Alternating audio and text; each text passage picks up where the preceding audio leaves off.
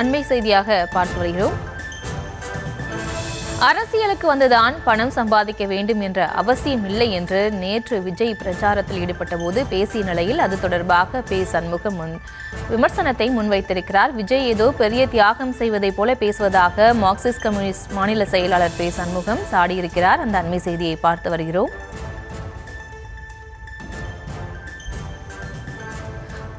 விவரங்களோடு இணைகிறார் செய்தியாளர் லதா. வணக்கம். வேறு என்னென்ன விஷயங்கள் அவர் குறிப்பிட்டு பேசியிருக்காரு, முழு விவரம்? வணக்கம்.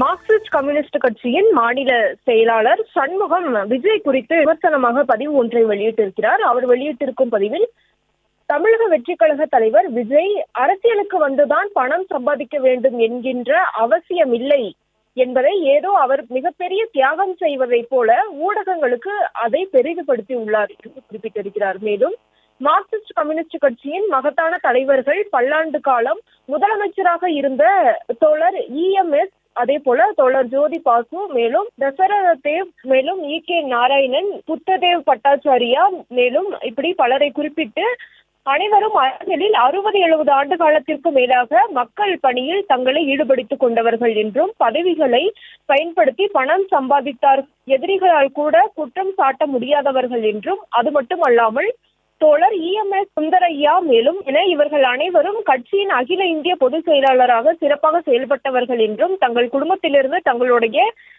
பங்காக கிடைத்த சொத்துக்களை கட்சிக்கு வழங்கியவர்கள் என்பதை தெரிவித்துக் கொள்கிறேன் என்றும், அவரினுடைய கட்சியில் அதாவது கம்யூனிஸ்ட் கட்சியில் மக்களினுடைய பணியில் பங்காற்றியவர்களினுடைய வரலாறுகளை எல்லாம் குறிப்பிட்டு பட்டியலிட்டு இருக்கிறார். மேலும் தலைவர்கள் மட்டுமல்ல, அடிப்படை கட்சி உறுப்பினர்கள் கூட தங்களுடைய சொத்துக்களை மக்கள் பயன்பாட்டுக்காக கட்சிக்கு கொடுத்திருக்கிறார்கள் என்றும், உடல் பொருள் ஆவி அனைத்தையும் தியாகம் செய்வதுதான் கம்யூனிஸ்டுகளின் அரசியல் என்றும், பணம் சம்பாதிக்காமல் இருப்பதல்ல, வரலாற்றை படியுங்கள் மிஸ்டர் விஜய் என்றும் விஜயை நோக்கி குறிப்பிட்டிருக்கிறார்.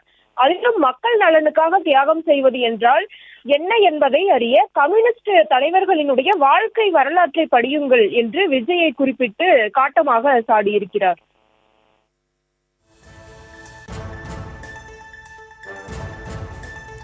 விவரங்களுக்கு நன்றி லதா.